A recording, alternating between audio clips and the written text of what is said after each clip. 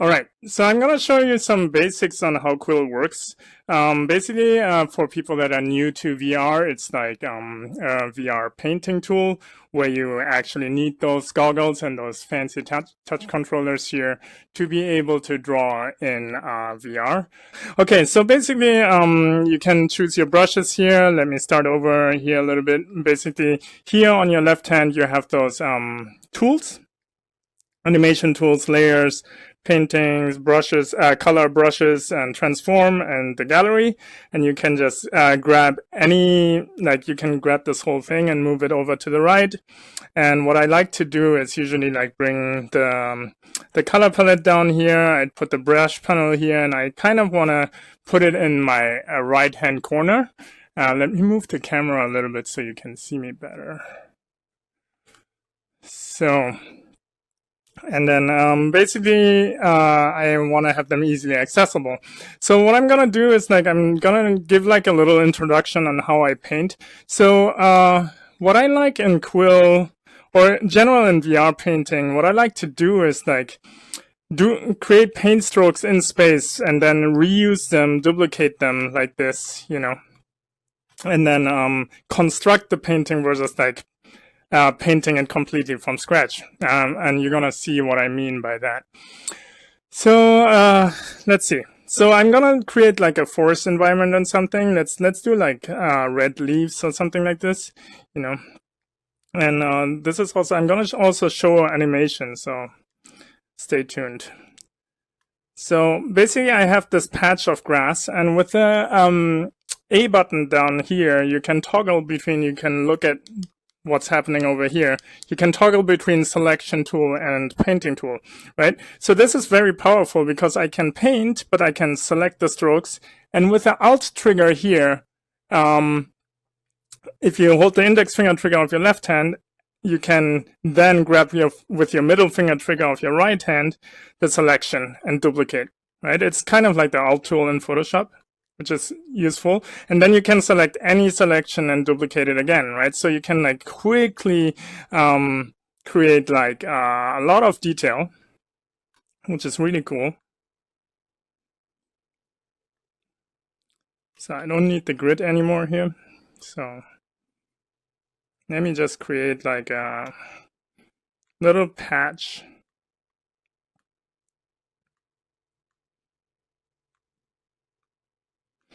Just like this. And then you have like this powerful tool called this colorizer tool, where you have like all kinds of layer modes, like painting modes like multiply, overlay, burn. So I stay in normal here. You can change the opacity, and then I'm gonna just colorize it a little bit, so to add some variation. I can make it a little bit stronger. And let me darken this whole thing a little bit, and then to add patches of light. Maybe something like this. And with the B button, you can always pick the color from wherever you are.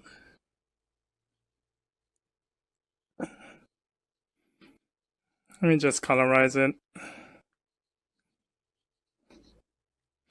And then maybe add some more leaves. Then I will do some grass patches. So for example, here you have brush mode, like auto taper and stuff like that. I'm gonna turn this to auto taper. Pick maybe a brush like this, pick a green color, and just create a new layer. So you can just easily flick up with your left joystick to create a new layer, or if you flick down to merge, so boom, up, down, merge, which is really cool, so you don't have to go through the menu. So I just draw some grass here.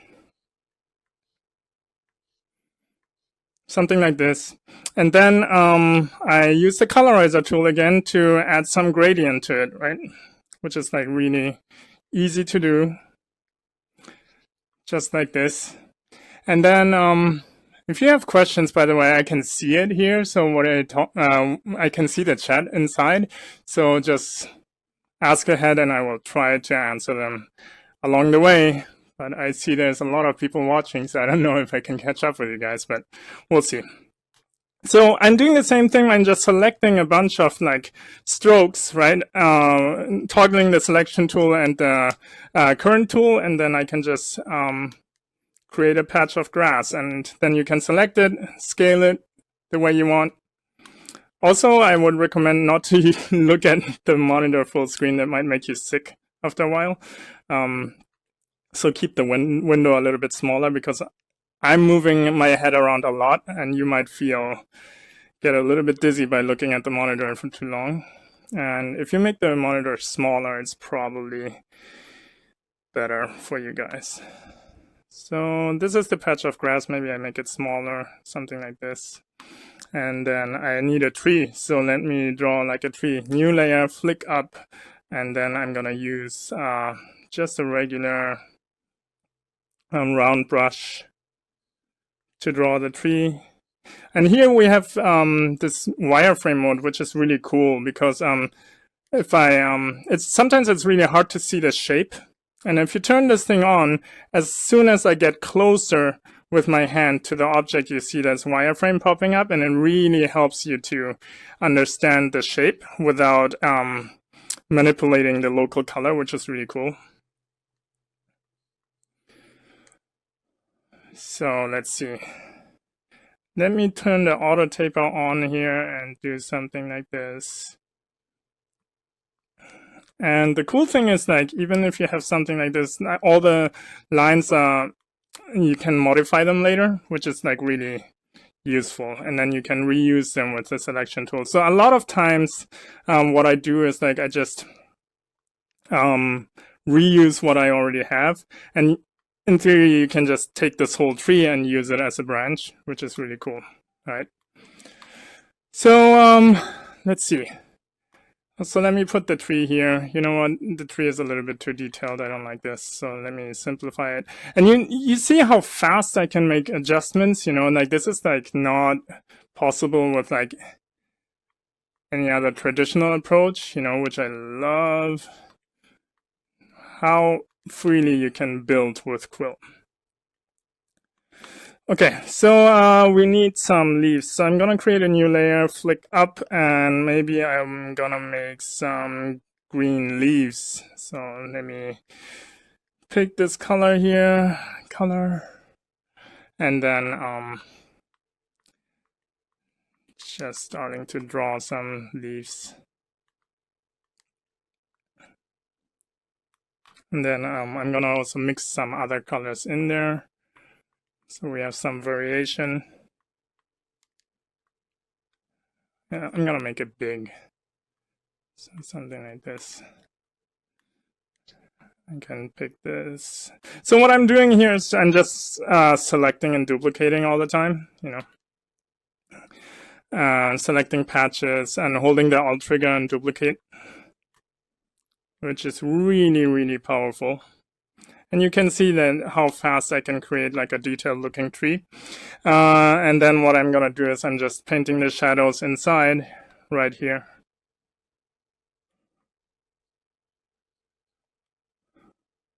So Noah Kazier is asking, do you feel the process with Quill has more natural feel than painting digitally in 2D? Absolutely. Like, I think in general, VR is such an amazing medium because it's so tangible. You're there with an object, and you can look at it like a real life object, right? So it's like super intuitive, which is like something I've never experienced before in any other medium. So definitely the case, yeah. So Dwayne is asking, what computer do you use that's compatible with Quill? Well, you just need a VR-ready computer. You can go from like $1,000 to like infinity. My setup, I have a Titan XP here, which is a little bit pricey. What you can do is like you can go to the Oculus website, and they have a compatibility tool, and they also have links to VR-ready computers. So they will list all the recommended specs and stuff you need. Because people do ask me, like, I want your system, and I don't recommend necessarily my system because I do a lot of different stuff where I need like strong GPUs, and that is not very cheap. So I do like a lot of 4K editing with like that needs a lot of GPU power.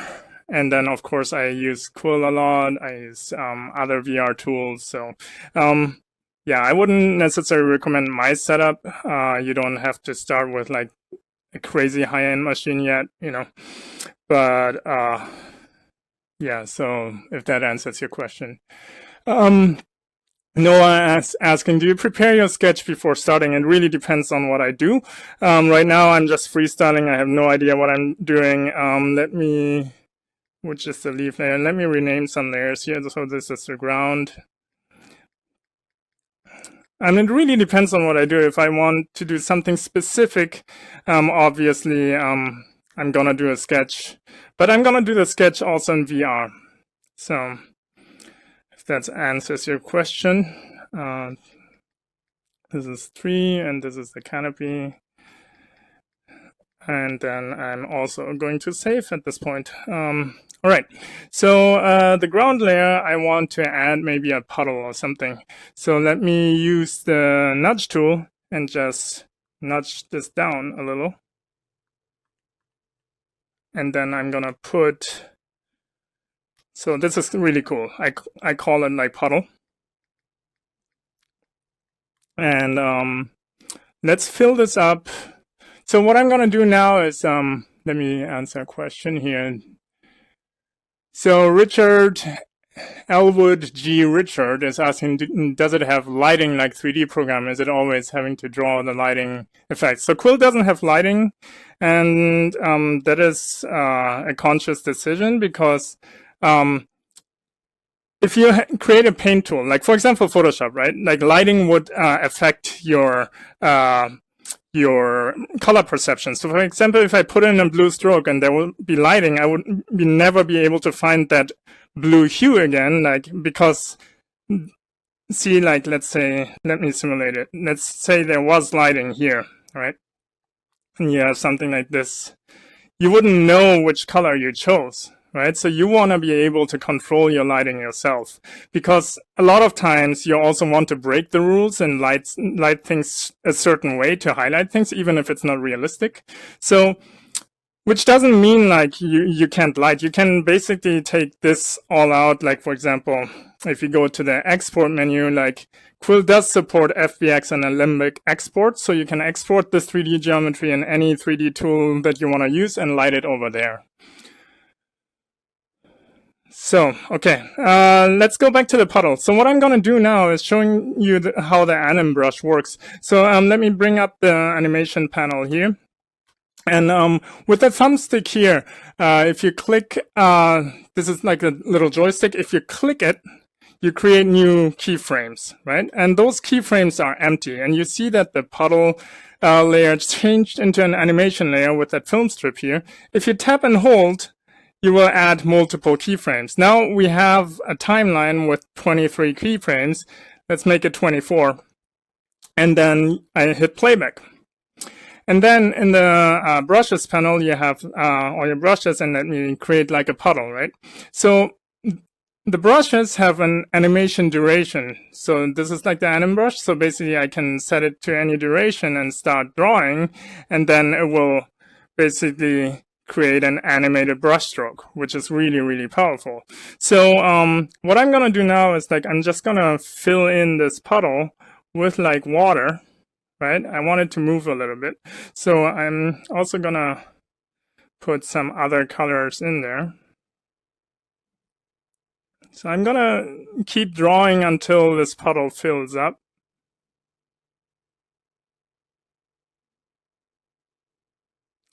So why is it moving, you're asking? It's because of what I'm planning to do. Because the water is not gonna be still. Okay. Add a little bit, oops.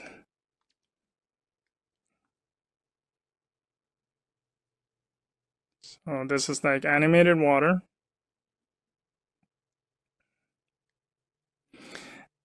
And then I'm gonna create another layer. Let's say those are leaves. And then I'm gonna fill it up with maybe like, let's say 100 frames. Same technique, right? So I have 100 frames here. And then I use like, let's say I use that square brush here and pick this green color. And I wanna drop some leaves that are coming from the canopy. So basically, oops, I have to hit play. So now it's playing back, right? You can see that. And then I can just drop leaves.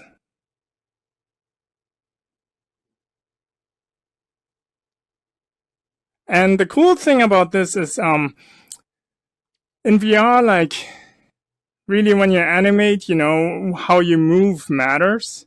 So right now I'm imagining to be a leaf, right? Might sound ridiculous, but that's how it feels, right? So I'm like, woo, woo, woo, woo, woo, woo, woo, woo, right? So basically like I'm really feeling it out, how a leaf would fall and just move that way. And then it will look like a leaf.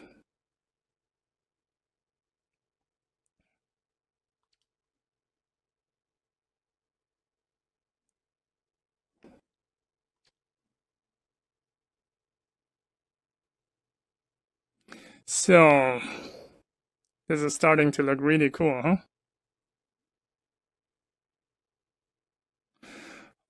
Okay, let me save at this point. And then I want the grass to blow in the wind, right? So what I can do now, let me take this grass patch here and move it over here a little. What I do now is this time I'm not going to create duplicated keyframes, empty keyframes, and I'm going to duplicate keyframes. So just like you duplicate strokes, you hold the Alt trigger with your left and then use the thumbstick down to duplicate the grass, right?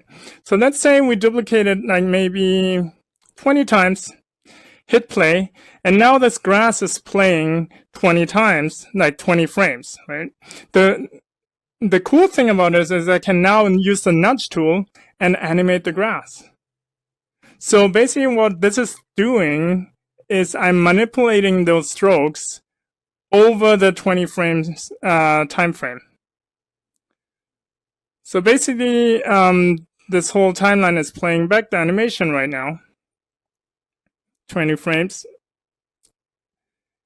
And then I manipulate those strokes in each frames with a nudge tool, which allows me to create like this grass blowing in the wind in no time.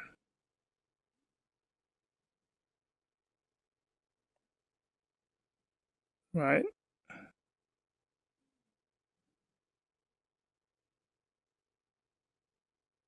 This is really cool. Like, I love this.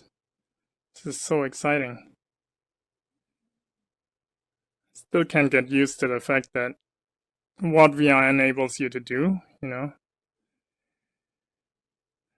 I'm just looking around, just animating each grass just a little bit. And just like I did the leaves, I'm just feeling the wind right now. Because if I would do something like this, right, you see like it's like super aggressive. And that's not what I want. So I'm moving like the wind, right? So I'm hearing the wind. And then I'm just animating it accordingly.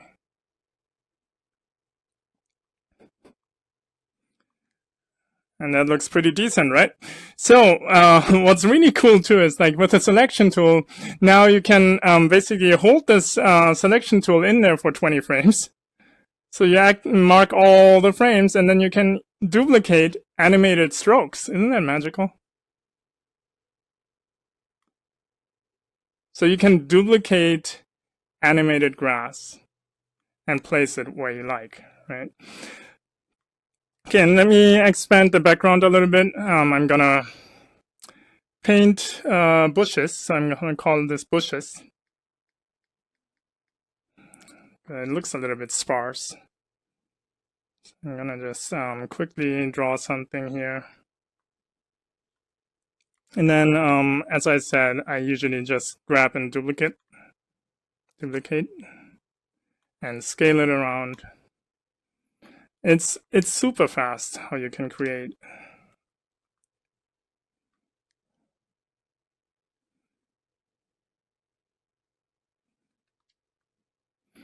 And let me also add some rocks. So I'm gonna create a new layer and call it rocks. So I can, in theory, I can just draw everything on one layer, but I like separating materials.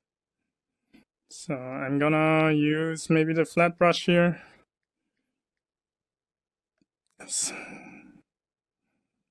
And draw like a cool rock. And I can always use the colorizer tool and change the color afterwards, maybe adding some variations. Same here for the bushes. I'm gonna just add a little bit of different color variations in here, maybe some highlights, maybe some yellows, so it doesn't look the same.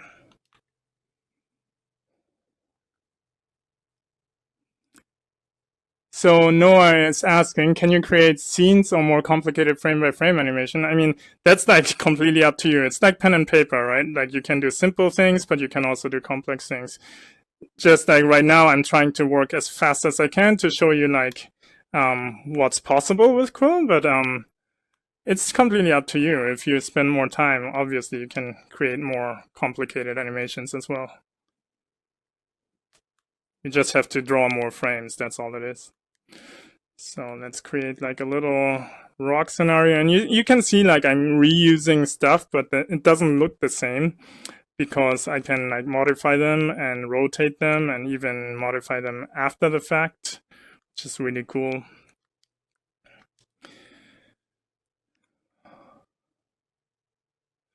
Okay, so Victor is asking, is the version of animation of Quill live? Yeah, this is the public version.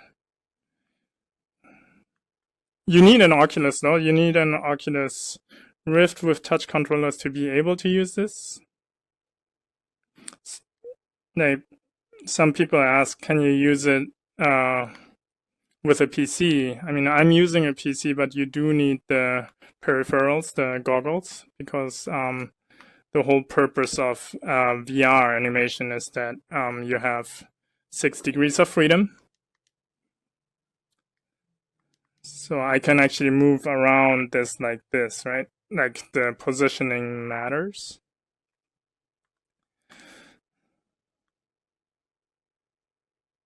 So maybe some more bushes here. And maybe some more trees. So let me grab this tree here, maybe scale it up a little bit, and then grab the canopy, maybe just a section of it, and just duplicate it.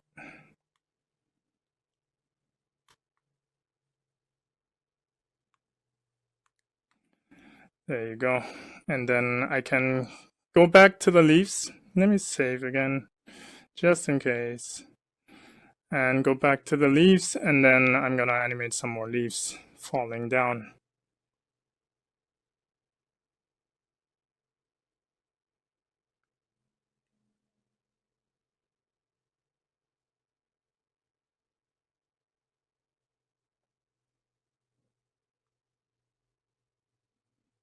Feeling out the leaves, becoming the leaf.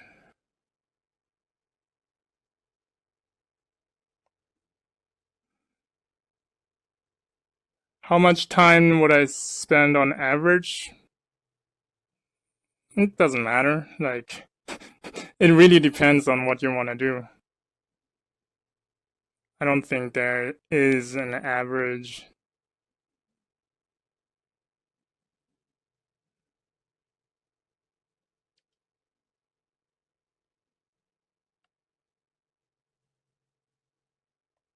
So Vincent James Price is asking, are you changing brush size to increase the thickness of objects like rock?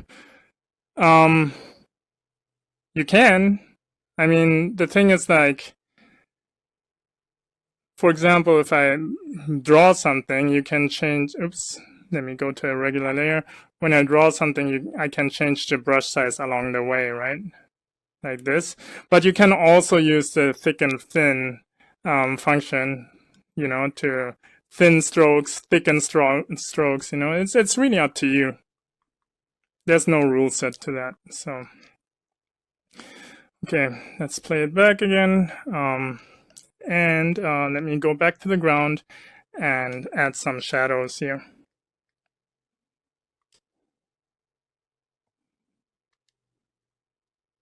Adding some shadows. And maybe also some greens for transition, where it's transitioning.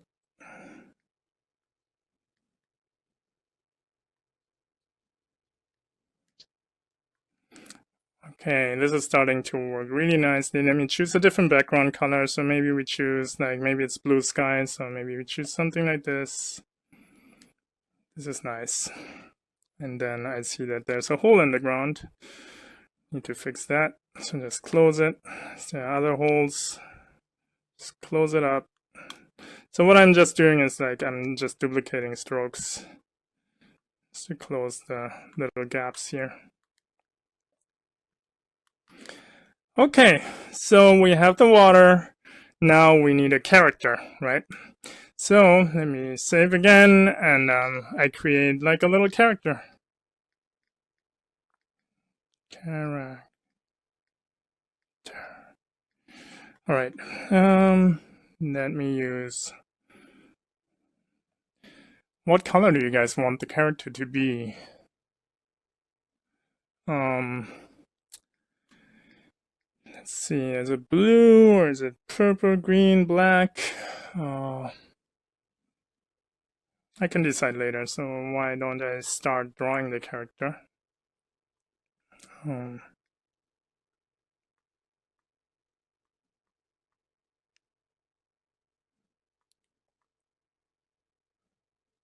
right, so maybe it's like a fuzzy character here.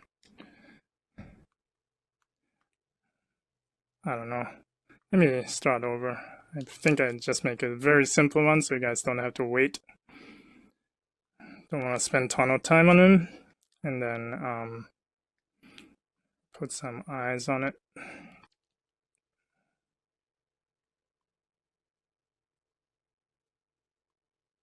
This is the upper eyelid.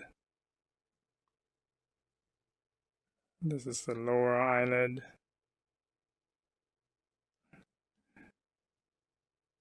And then maybe a black eye.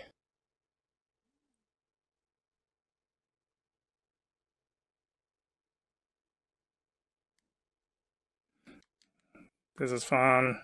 But let me put some shading on this guy here. So say he's a little bit brighter at the top. So we see the eyes.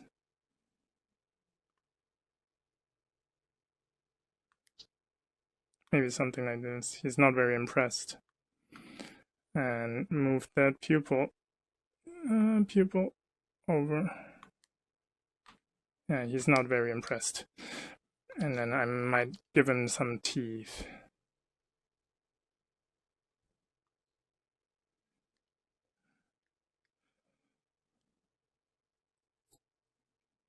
Jingji is asking, which VR headset do you recommend? Quill is only supported with the Oculus Rift right now. So this particular software I'm showing only works for Oculus Rift at the moment.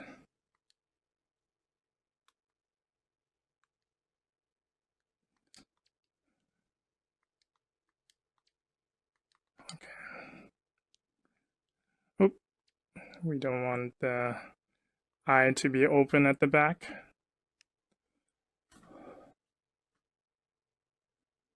So Charlie is asking, is there any limit to the size of worlds you can create with Quill? It's really dependent on your GPU, not on the software, right? Like, if I ask you, is there any limit for Photoshop, right? If you make like a, let's say, 200,000 pixels file, and you don't have a strong PC, your PC is gonna crash, right? So it's really up to. I never really reached it. Like it's really performant. So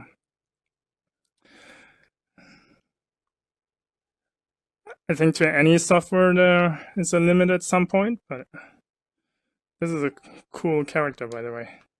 So he's fun. Taking a bath. Okay. Yeah, he's not very impressed.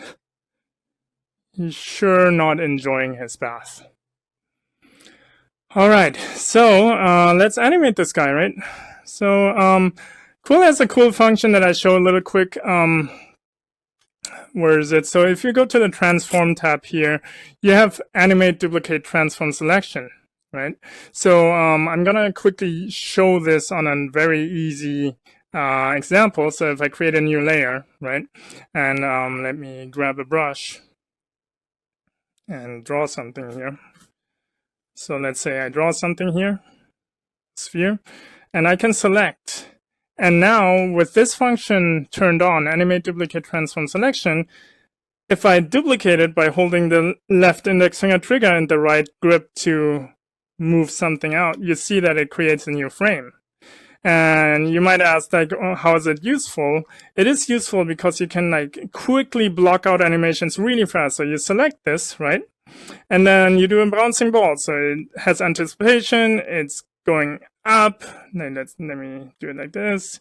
Bounce, bounce, bounce. So it flies up, and at the top it becomes slower, slower, slower, slower, more closer frames together. Then it falls, falls, falls, falls back into place. And now if I play it back, you already have a bouncing ball, right?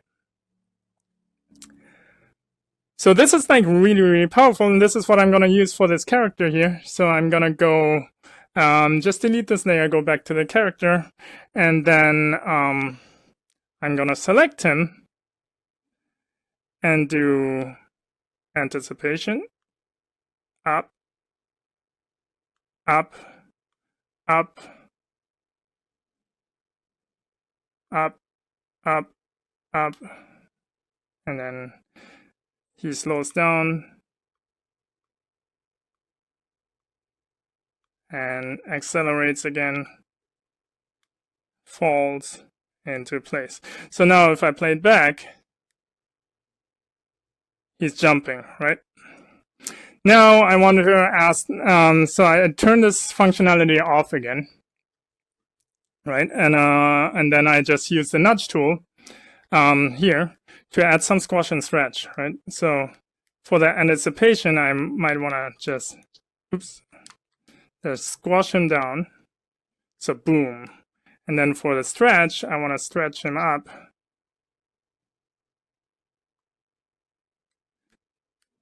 And then I'm going to stretch him, maybe the bottom too. So I'm going to stretch his body a little. Now he's normal, and then he starts stretching again.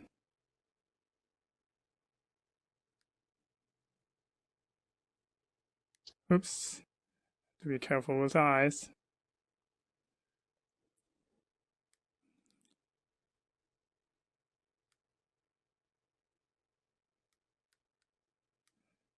And then I'm gonna stretch, and let me stretch him overall a little too, here, here, here, and then, and I turned him around, so let me fix that really quick so I can just go in each frame and fix it. Okay. So I see that his trajectory is a little bit wrong. So he's like bouncing around a little bit to the right. So let me fix that.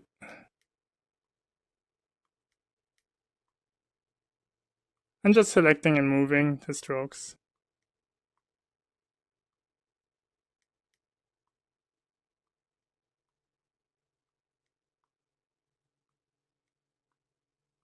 Okay, this is better, I think. Yeah, there you go. Okay, now as he's bouncing around like this, right? It's a funny guy. And you can also change the frame rate after the fact. So basically, let's say we move him 18 frames per second or something, right? And then he jumps slower. But I think 24 looks good on him. So now he's animated and all the leaves are animated. Now I want to animate the splash, right? Because he's like basically falling into the water. So let me turn off that wireframe. I don't need that anymore. But I want to animate splash. So to animate the splash, it's actually easier to slow down the animation a little bit. So I'm going to slow it down to like 15 frames per second. So he's like slower. And then I'm going to choose a lighter color. And basically now, I'm waiting for him to land, right? So whenever he lands, I basically paint the splash. And I'm gonna turn the auto taper on. Let me undo this, some of this.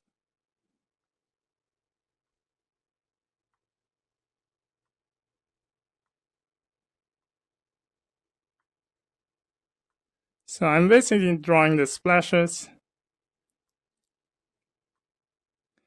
Boom, splash, splash, splash, splash, splash, splash, splash. Oops, splash, splash, splash, splash, splash. And maybe he's taking some of the splash with him. So I go up and down, up and down.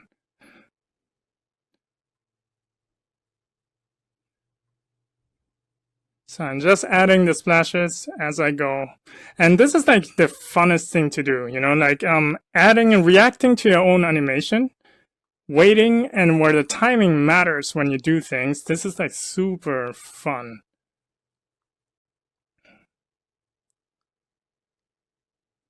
Okay, so now I can set it back to 24 frames per second. And it looks wonderful. Look at that. How organic this looks, right?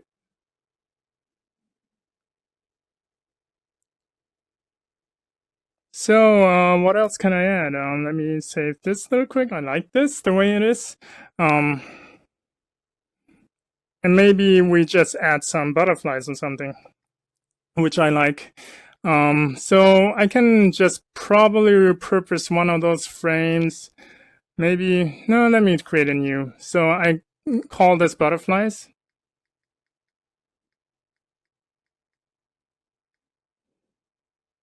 And then I will add maybe, let me add around 50 frames, or 48. 48 is a good number, and hit play. And then, oh, my friends are in here. What's up, Erwin? What's up, Joe?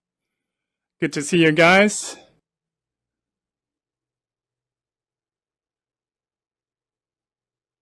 So, did I remember when I said like you become the leaf? You can also become the butterfly, right? So this is really cool because you move like a butterfly. So butterflies move like this, right? Boom, boom, boom, boom, boom, boom, boom, boom, boom, boom, boom. And then it looks like a butterfly, right? Versus like flies move smoothly like this. So you like, and it looks like flies, right? And that's the beauty of VR, that you can actually animate the way they move and you can feel them. So I will add a few more butterflies here. Maybe one more here. Maybe I add a white one. There you go. And it reads like butterflies, right? This is like really, really cool. All right. Now we need a few flies or something flying around. Let me put some here, some little bugs.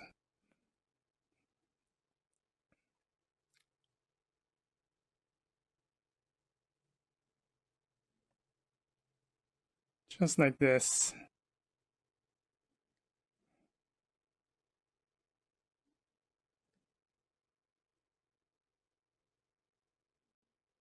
Just adding some movement, some life here and there.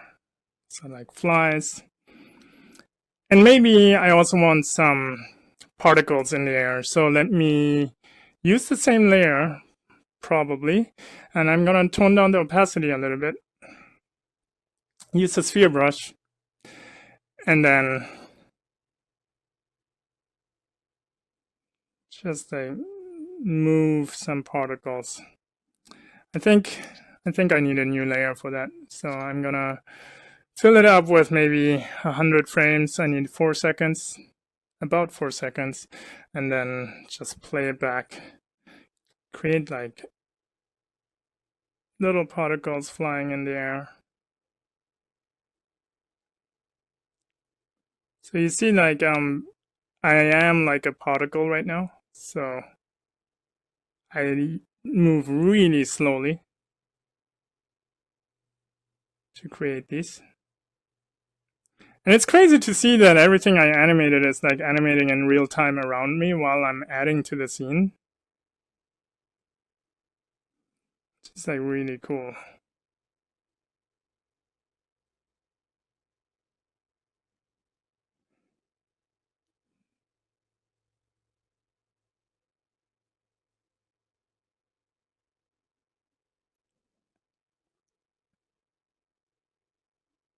So I'm just animating random particles in the air.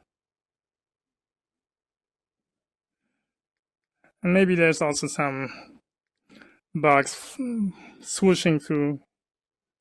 That's too long. Yeah.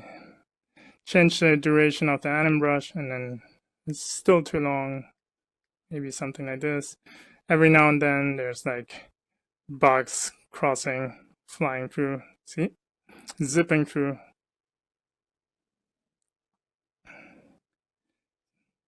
That's cool. All right. Let me see what else I can do. Let me work on the background a little bit more.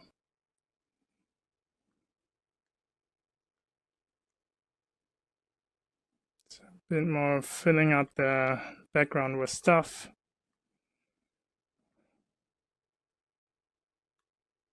So the cool thing is you can always rotate, you can always manipulate strokes and stuff at any time. So you can create like random terrains really, really easy.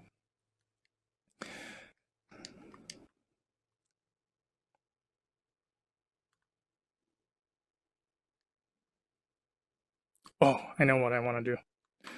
Let's see. This might be. Let me create like maybe 12 frames of the canopy. So I'm gonna duplicate by holding the left hand trigger and clicking the right thumbstick. Maybe 12 frames is good, and I'm gonna play it back. I'm gonna use the nudge tool, and now the canopy, I will be able to move the leaves, right? So this is a little bit too aggressive, so I'm gonna just move it slightly. Just a little bit of movement. So I'm gonna change the strength of it.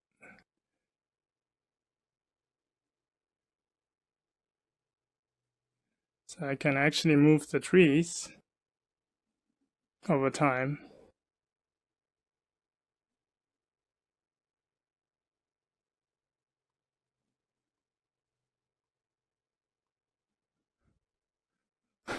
Aloha is saying he's having such a great time doing this, and it's absolute joy to watch him do it. Thank you, but yeah, I mean, you're absolutely right. This is like the funnest way to work, like, because you see instant results, and that was never possible before. And I come from a background, I did 3D animation, I studied it, I did it professionally for a while, and then I became a professional artist, visual development artist. And I learned all the workflows, right? From 2D animation to animating 3D to animating in After Effects to painting in Photoshop, right? This is by far the most fun experience ever. And also the most groundbreaking in terms of art, I believe, because it's just crazy how fast you can create this. I mean, you guys have been witnessing this. This is all happening in real time, right? Like I'm doing this while I'm talking. And to create something even remotely similar to this, what I created right here, with traditional approaches, will take me probably more than a month to do. And that's not exaggerated, right? And I'm doing this here in a matter of minutes, which is kind of scary in a way, but also magical.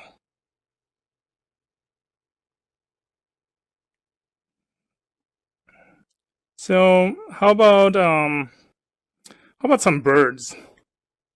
So let me just do like a hawk or something. It's easier. So I'm gonna create a new layer, call it hawk or eagle. Doesn't really matter, right? And then I'm gonna just paint him. Oops, let me change the brush here. And I need the wireframe brush again, the wireframe display, to be able to see depth. And create the wings here, and this is the tail. I don't have reference right now, so forgive me if this hawk is kind of lame looking. But for what I'm gonna do, it doesn't really matter. Maybe I add some different wing colors in there. And then I can just select this and take it to the other side. I can also mirror it, but I can just reuse what I have, add some more here, and then maybe, I don't know what, do they have yellow beaks, hawks? I think it's black beaks, right? So I use like a round brush here, and then that's the most friendly looking hawk I've ever seen. But so let's see how big he should be, like towards the trees, maybe like this.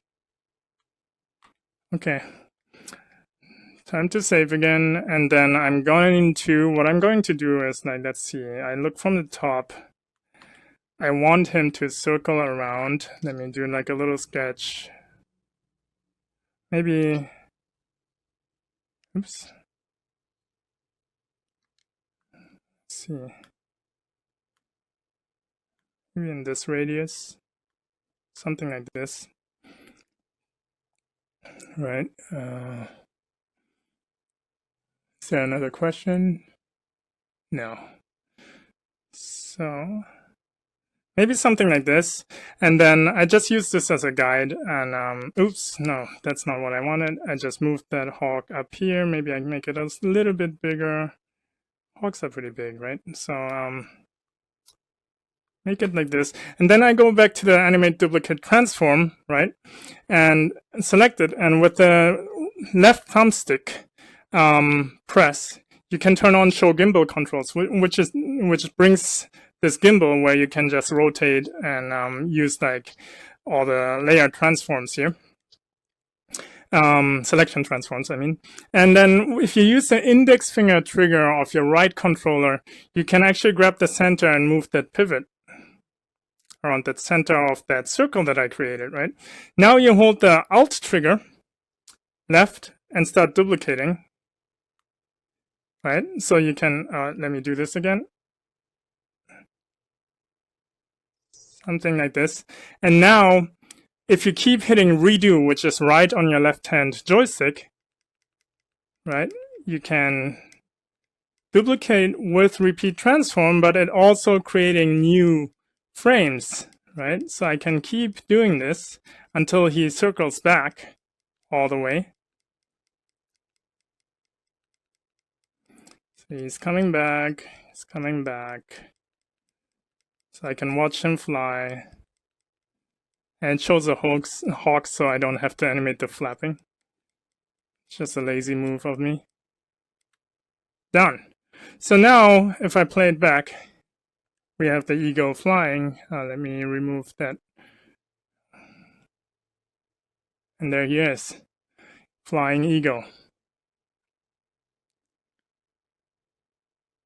So Martin Nidlong, hey, how's it going? You're asking, do you get to animate in Quill every day? Must be great. As if you're not animating in Quill every day, huh? So that's the beauty of it, right? Like if VR is so fast that even half an hour a day, you can already create an animation, which is kind of like crazy if you think about it. What I can try doing here, let me try if that actually works. That would be crazy if this works, but so I have the nudge tool here. And let me see if I can actually add some flapping. So I have to like chase him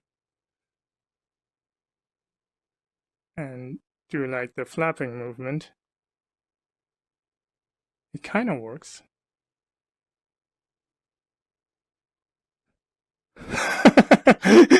Look, this is so fun, but it doesn't look good. This looks better. But the cool thing is now I can also duplicate the hawk, right? I just I can maybe catch him. Oops. So let me, oops. So duplicate. Now I have the hawk in my hand. I can scale him down, offset him a little. Maybe like this. And then what I can do is like maybe the smaller hawk is flying faster. So all I need to do is like changing the frame rate on him to maybe 30 frames per second. And then they will offset, right? See how organic it becomes?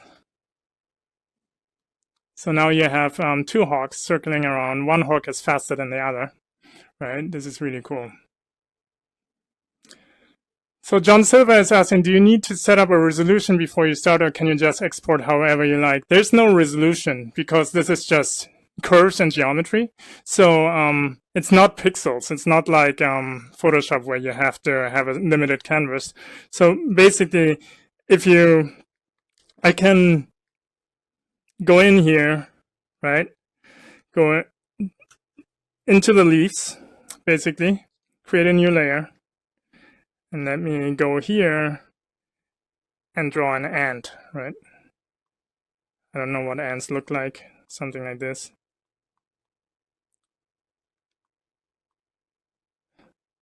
I should really look up references, but let me just do it like this. So this is like an ant, right?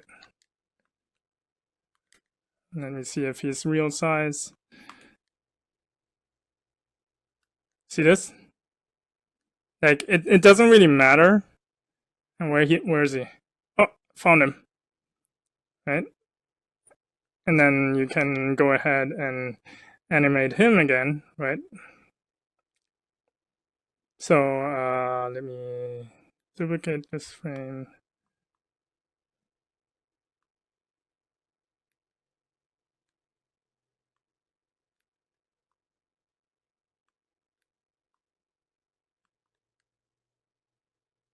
It's like a very stressed ant. And then you don't see him here, but if you get closer, there he is twitching around. He said, what the hell? Yeah. So this is the basic workflow. Let me save here in Quill. Really, really cool tool, you know, and super fun to animate in. Some people, maybe this is something I could show too, is like some people were asking me like how to create like, they're having a hard time drawing like a sphere or something, you know, like we have the wireframe tool now here, but you know, like this is like not perfect, right? So what I tend to do sometimes, which is also funny, is I use my whole body movement to get like certain stroke qualities, right? So for example, I choose this, let me choose this brush here and darker color. And then I use like make the brush pretty big and then I use my whole arm to draw a half circle, right? So now I have this half circle that I can now move the pivot, rotate, and keep rotating. Oops. I have to turn off the animate button. So let me do this again. So I move the pivot here. And let me redo this. So move the pivot here. Yeah, that's better. And then I just rotate around with redo repeat transform. And now you can see I have a perfect sphere. I can close the top. And what's cool about this technique is also that it basically allows you to create smooth gradients. So I can make this a sky color, right? Maybe a little bit more teal. Something like this, and it's like a little bit lighter on the bottom. And you see like how smooth the gradient becomes, which is really nice. So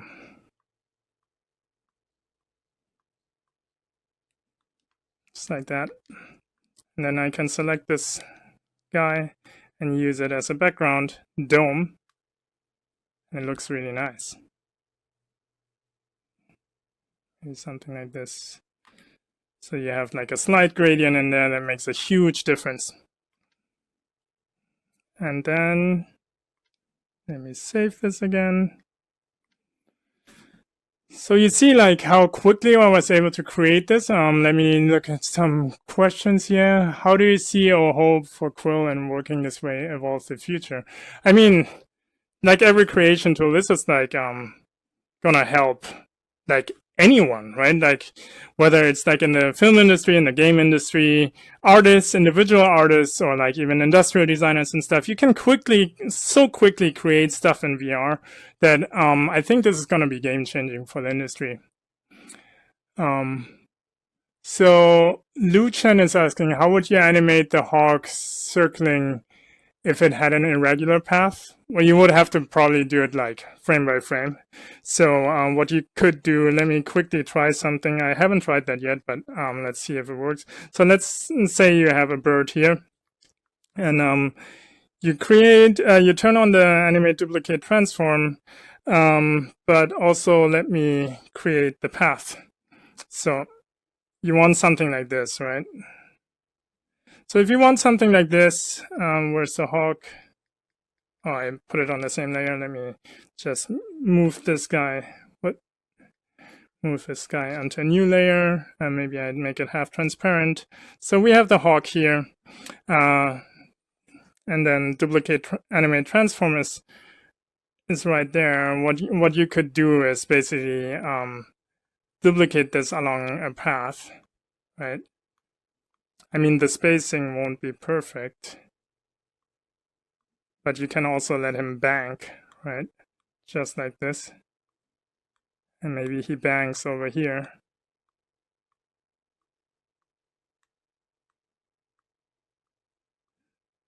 And then he comes to a normal rotation again. So I'm doing it really quickly, so the timing's not going to be right. But I can give you an idea how I would approach this probably. So now, if you hit play, he's already following the path, and if I hide that path, it will look very organic. And if he's too fast, you can still slow him down to like maybe 15, 16 frames per second or something, you know, and then just move him into place.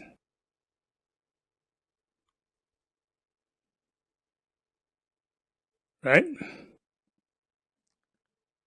So Charlie makes cartoons is asking, does this mean you can zoom in and out indefinitely? Yes, you can. So it's Quill has an infinite canvas, so you can just zoom in and out forever, which is really cool.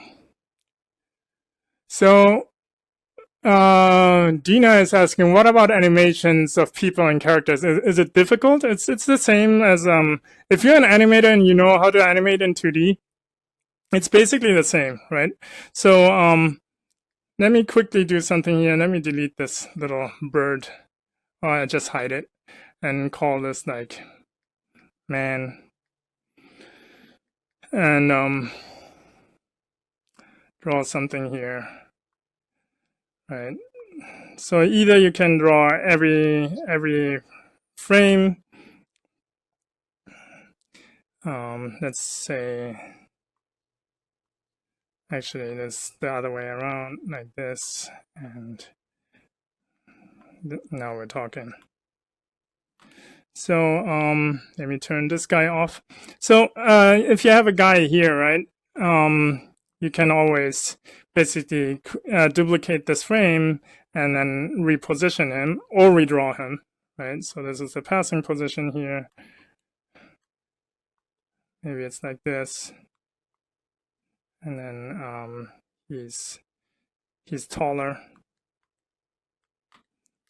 So now you have this, right? And then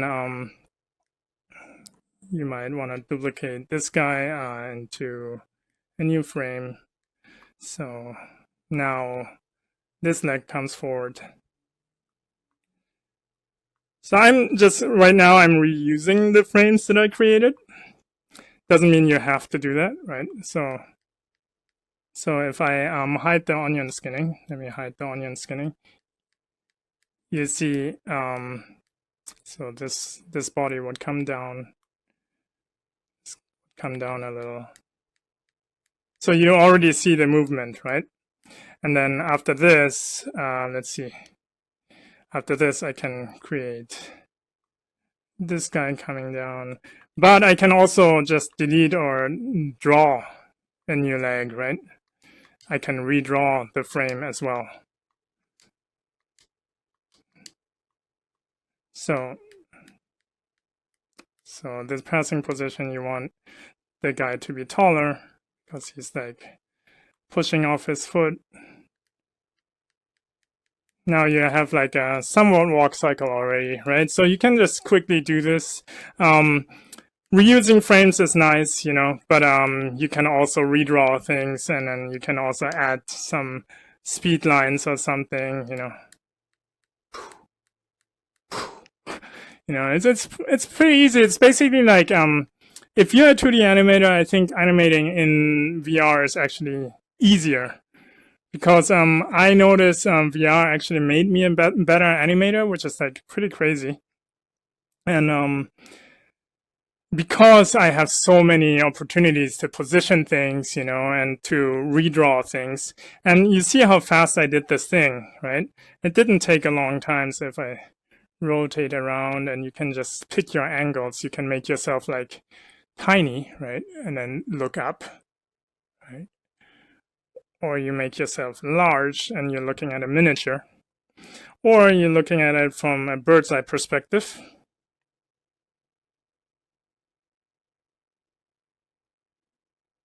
Or you're a squirrel in the trees, right? Sitting here, looking down. Or you're that twitching ant. Where is he? Over here. Twitching ant looking at that jumping thing, right? Or where's the ant? Where did I put him? Let me auto select the ant. So there is the ant. So this is the ant. Let's see. What did I want to do? Okay, brush. Or you are like this little flea. Oops. This little flea on the ant's back. Right? Bouncing around. So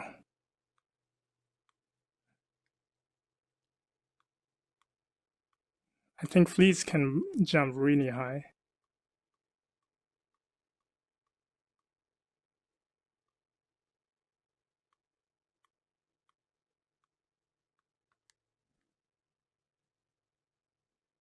So it's a flea in here, right? I think the flea is way too big. So I'm gonna scale him down.